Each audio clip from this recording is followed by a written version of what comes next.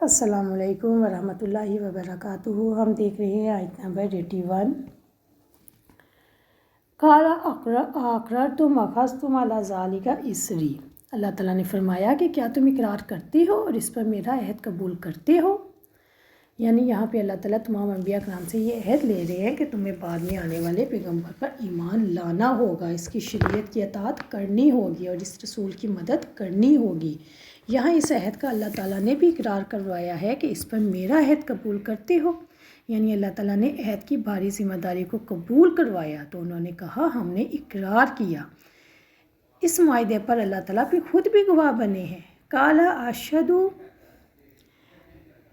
قال فاشهدوا انا معكم من الشاہدین۔ اللہ تعالیٰ نے فرمایا پھر گواہ رہو اور میں بھی تمہارے ساتھ گواہوں میں سے ہوں۔ یہاں پہ دیکھنے کی ضرورت ہے کہ انبیاء کرام سے لیا گیا عہد دین کا کیسا تصور پیش کرتا ہے۔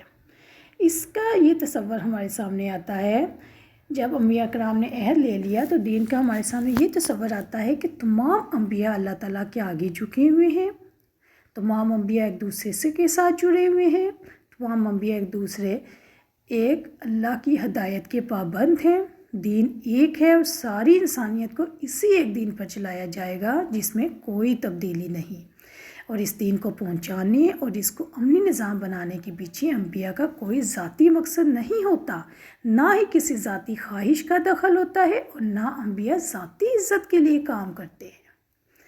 اور پھر اس تصور کو اگر ہم دیکھیں تو اس سے ہمارے سامنے یہ نتیجہ، اس وعدے کا یہ نتیجہ ثابت آتا ہے کہ دین کے اس تصور اور انبیاء سے لیے جانے والے عہد کے نتیجے میں اللہ تعالیٰ کا دین خالص ہو جاتا ہے، اس میں کوئی ذاتی تعصب نہیں ہوتا، رسول کی ذات بھی اس پر اثر انداز نہیں ہوتی، رسول کی قوم کا اس دین پر کوئی اثر نہیں پڑتا، کسی بھی شخصیت کا اس دین پر کوئی اثر نہیں پڑتا کیونکہ اللہ تعالیٰ بھی ایک، دین بھی ایک، انبیاء کا سلسلہ بھی ایک ہو جاتا ہے۔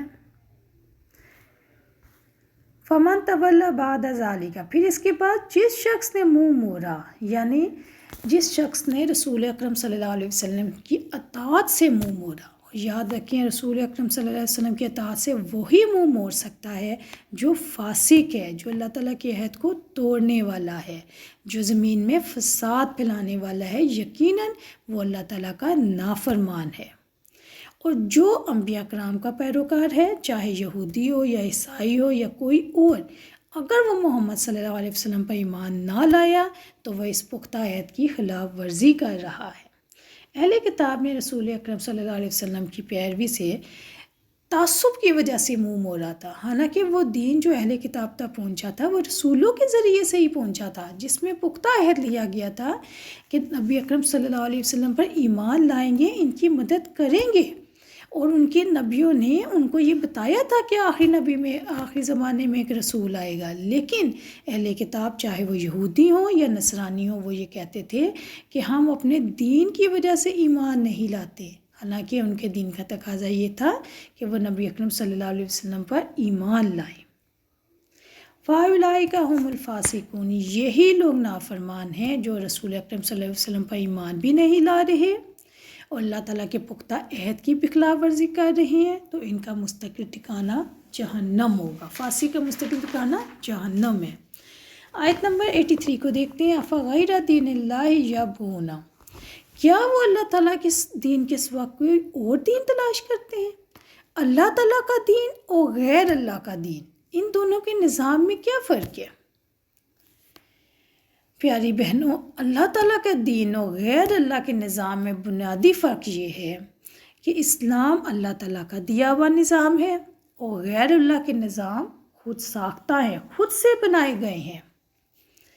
اسلام دین فطرت ہے جو انسانی فطرت کے عین مطابق ہے، اور غیر اللہ کے نظام فطری خلا پیدا کرتے ہیں۔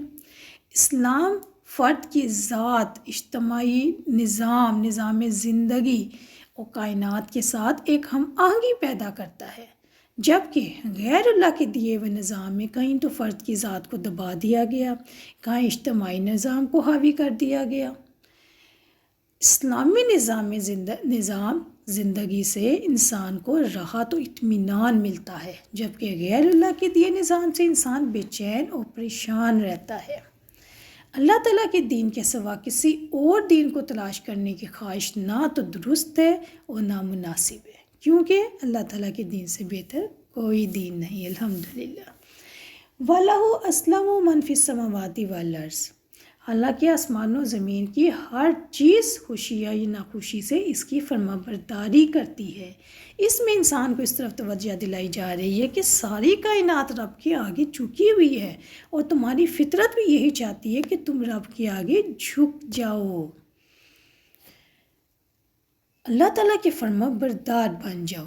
یہاں پہ انسانوں کو اس طرف بھی توجہ دلائی جا رہی ہے کہ اگر تم اسلام کے خلاف راستہ اختیار کرو گے تو تم فطرت کے خلاف راستہ اختیار کرو گے، اپنی طبیعت اور مزاج کے خلاف راستہ اختیار کرو گے، اس لیے اپنے خلاف نہ چلو۔ اگر تم نے ایسا کیا تو تم تباہ ہو جاؤ گے، تم اپنی شخصیت کو گم کر بیٹھو گے۔ مومن خوشی سے اللہ تعالیٰ کی عبادت کرتے ہیں، جبکہ کچھ مجبوراً اللہ تعالیٰ کے فرما بردار ہیں، اور اس میں باقی تمام مخلوقات شامل ہے۔ کافر بھی اللہ تعالیٰ کی قضاء اور قدر کو تسلیم کرنے پر مجبور ہیں، اس سے نہیں نکل سکتے۔ جیسا کہ سورۃ رعد آیت نمبر 15 میں اللہ رب العزت نے فرمایا، ترجمہ: جو کوئی آسمان و زمین میں ہے خوشی سے یا بادل ناخواستہ اللہ ہی کو سجدہ کر رہا ہے۔ اسی طرح سورۃ نحل آیت نمبر 48 میں اللہ تعالیٰ نے فرمایا، کیا ان مشرکوں نے اللہ کی مخلوق نہیں دیکھی؟ ہر چیز کا سایہ دائیں بائیں اللہ کو سجدہ کرتا ہے، ڈھل جاتا ہے، اور سب اللہ کے آگے عاجز اور ذلیل ہے۔ اللہ اکبر۔ زمین کے تمام جاندار و آسمان کے تمام فرشتے اللہ ہی کو سجدہ کر رہے ہیں، وہ اپنی برائی نہیں جتاتے، اپنے رب سے جو ان کے اوپر ہے ڈرتے رہتے ہیں، اور اس کے حکم کی تعمیل میں مصروف رہتے ہیں۔ کیوں؟ کیونکہ ہر شے نے ازل والے عہد میں اس کا اقرار کیا تھا، عہد الست، جس کا میں نے آپ سے پہلے ذکر کیا تھا۔